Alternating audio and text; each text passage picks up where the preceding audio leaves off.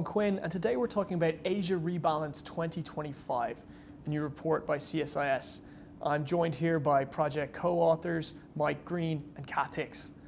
So Mike, I want you to talk us through what is the Rebalance to Asia and explain to us what the importance of it is to the US. The Rebalance to Asia was announced by President Obama in Australia in 2011 and was called the Pivot to Asia in an article written around the same time by Secretary of State Clinton. And the idea was that the Pentagon, but also the State Department, would pay more attention to Asia, shift more resources in relative terms to Asia after a decade of conflict and difficult diplomacy in the Middle East. But in some ways, it really was a continuation of a focus on Asia that began in the Clinton administration, carried through George W. Bush and then Obama, in terms of having a more distributed laydown of our force posture, enhancing our alliances and partnerships as we managed a more complicated region with a rising China. Kath, I want to bring you in here. The pivot was announced, Rebalance, whichever way we put it, in 2011. It's 2016 now. There's all sorts of competing priorities for the US, Russia, resurgent, the Islamic State in the Middle East. Do you think US leaders can manage these things simultaneously and still maintain this rebalance to Asia? Well, there's no doubt that is a challenge, and it's clearly been a challenge over the past 5 years. As a superpower, the United States really ought to be able to walk and chew gum. It ought to be able to operate in multiple theaters. And the rebalance is real. It's been clear that the administration has stuck to the key tenets of promoting trade in terms of pushing TPP in particular, improving diplomacy with greater outreach to a variety of nations in the region, not least of which, of course, is US-China relations. And then on the military side, there has been a concerted effort to increase military capability in the region, both capacity and capability in the region.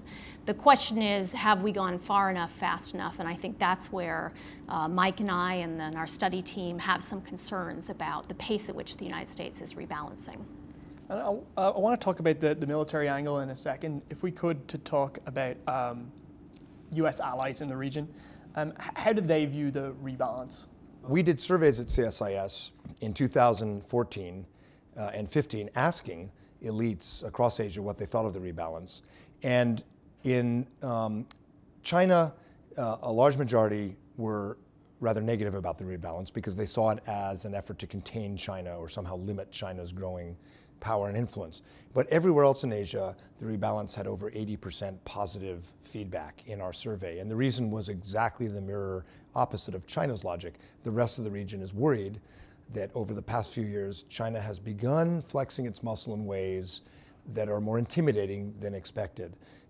In the South China Sea, in the East China Sea, in the Himalayas, China is asserting its rights backed by a more robust and intimidating military and paramilitary presence.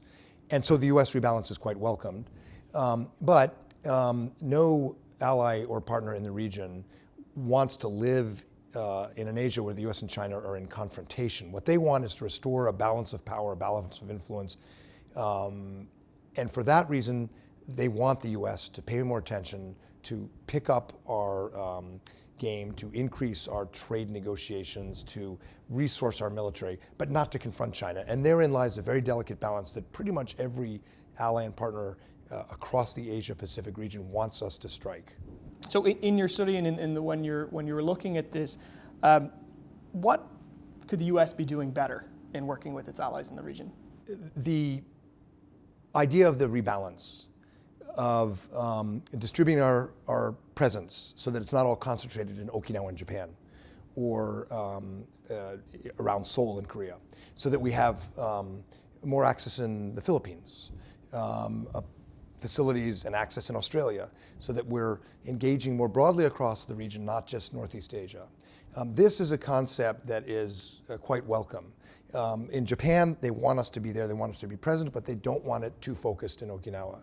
In Australia, where we've never really had significant military presence, polls show very strong support among the Australian public for having the Marines in Darwin in the North for 6-month rotations and so forth. And in the Philippines Supreme Court has ruled constitutional our agreement with Manila that we would have more rotational access there. So across the region, allies want to see more with the U.S.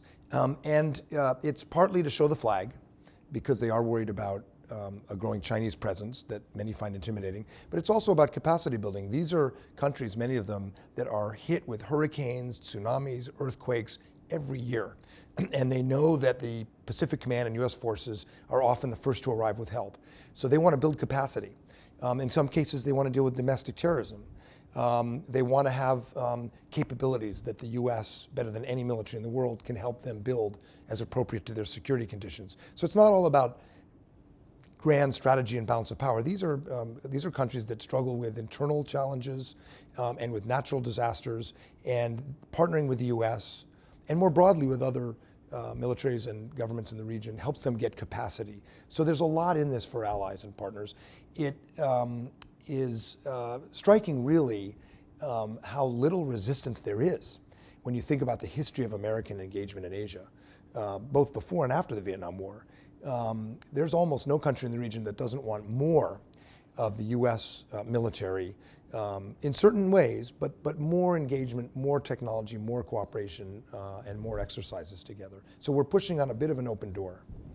This study that Mike and I have just finished with our co-authors builds in many ways on a prior report that we had done that spoke to this idea that Mike's kind of outlined here of federated defense in Asia. And this is the concept that the U.S. with its allies and partners, and then allies and partners even when the U.S. isn't present, can work together, can build real military capability that may look like it's far from, if you will, war-fighting capacity. It could be down in the humanitarian assistance realm. But it's building real capability that over time binds us together, it strengthens relationships, and it can have real operational results at the higher end. And so this is what Mike's outlining for you. So throughout this study, what did you find that U.S. allies wanted to see the United States doing more of? So we spent a lot of time talking to allies and partners, the U.S. services, and consulting with a senior group of former military and diplomatic officials. And there was a pretty consistent theme across the board that we heard. People are happy with the focus on Asia and the rebalance. There's bipartisan support for it, Republicans and Democrats. This is something that's built on previous administrations and that the next administration is very likely to continue.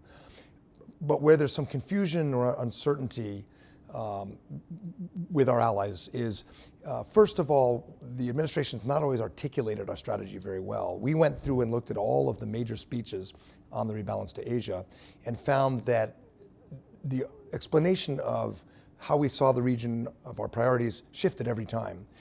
In the past, at pivotal moments, the Pentagon has put out a strategic report explaining why they're doing the alliance cooperation, the force posture, the restructuring they're doing. And we thought it's time for the Pentagon to lay out the strategy clearly, because not only our allies and partners, but often members of Congress don't fully understand how all these pieces add up into a whole. The other area we found is a bit of a disconnect in terms of our command structure. We have a joint and combined command in Korea. The logo of the command is Kachikapshida, we go together. But with Japan, we've never had anything like that. We have a lot of bases, but our command relationships with Japan have never been fully cleared or understood. And right now, a lot of the pressure on security is in the maritime region and the first island chain, the Senkakus, the South China Sea and so forth. And that's where we need to be able to be operating with and planning with allies like Japan in a very agile way. So we suggested that the Japanese look at, and indeed many are, some kind of operational command in Japan, and that the US needs to think about how we have a command responsible for security in this maritime zone. And we've had various command arrangements in the past. They've been very ad hoc. It's not entirely clear what that arrangement would be right now. We need to make it very clear which admiral or general on each side and which staffs on each side are training and working and planning together if we have a more serious crisis developing in this first island chain and in maritime Asia. A maritime command in the US and some kind of joint operational command in Japan, which is very new for Japan, but it's possible now because of legislative changes that Prime Minister Abe has done. In the report, you talk about innovation of capabilities being central to the rebalance. Could you tell us what you mean by that? First, let me say that the report is extremely comprehensive about the types of capabilities overall that the U.S. needs to be pursuing with regard to the rebalance. And again, the Department of Defense is doing many very positive things, but we do point to nearer term activities. I'll come back to innovation that the department can be pursuing today. These are things like better dispersing bases, making sure that we have the kind of munitions that are needed in the region in case of a high-end war fight, things of that sort. On the innovation side, though, we really wanted to hammer home that this competition with China in the military capability realm is a long-term one, and it's one in which they have a clear geographic advantage, and that geographic advantage is driving them to use approaches that really challenge our conventional superiority. So areas where we can continue to invest, like undersea warfare, where the United States is outstanding, we should continue to do that. But we also need to be thinking about areas like space, cyber, how we develop operational concepts with our allies and partners that take advantage of the combined capabilities that we have and their geography. These are the kinds of things we want to make sure the department is focused on. To do that, they have to take innovation seriously in an institutional sense. There needs to be greater promotion for experimentation, more wargaming, incentives for individuals in the services to come up with creative ideas that challenge the status quo approach of the services. These are the kind of innovative approaches we point to. We emphasized throughout the report that the U.S. strategic objective in Asia is not to win a war against China.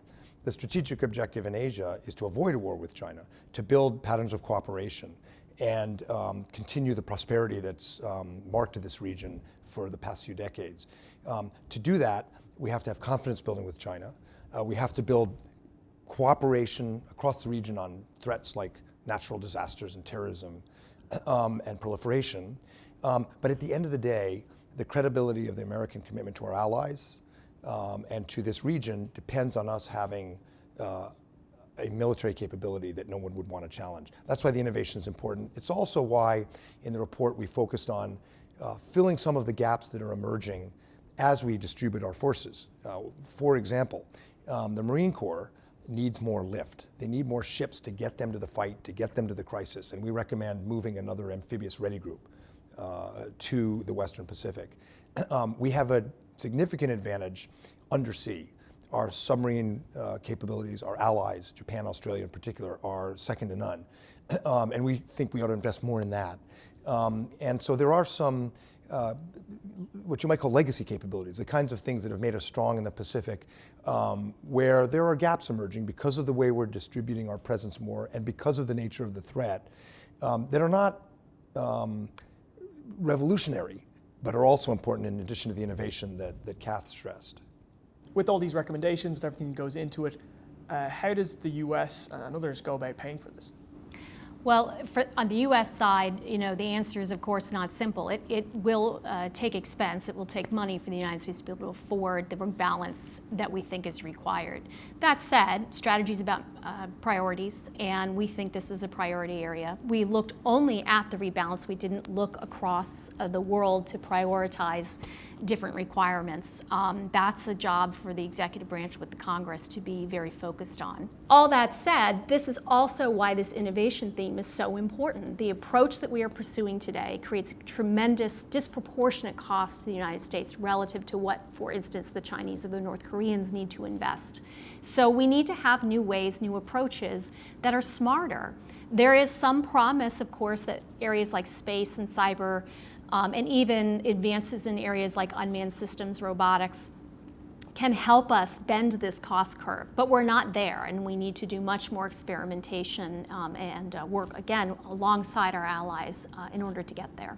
We also need to stop this self-defeating game of sequestration, which makes rational planning in a harder budget environment irrational and challenging. We need to look at what we call federated defense, which Kath described earlier. We have undersea requirements. We have lift requirements to move our Marines. We have missile defense requirements. Our allies and partners have the same requirements. There are opportunities for us to develop systems together so that we're pooling the best technology and saving all of ourselves money and getting more interoperability and jointness. And that kind of interoperability and jointness, working together, that is deterrence. When we can operate together well with allies and partners, that's worth 10 more tanks, 2 more cruisers. I mean, it gets you real deterrence. Jointness is capability. We also, in this report, look at other options that are complicated politically, but would save us money in the long run. A little bit counterintuitive, but stationing a second carrier forward in the Western Pacific means a lot less travel time, means you can do more with less. So we look at some ways to actually increase our presence and decrease the cost and the inefficiencies. Some of them are politically hard, some are less politically hard, but those are the kinds of new approaches we need to look at, both to sustain our commitments, but also to deal with the new challenges that are clearly emerging in this region. Well, Mike and Kath, thanks very much for joining me. Looking forward to reading the report. Thank you.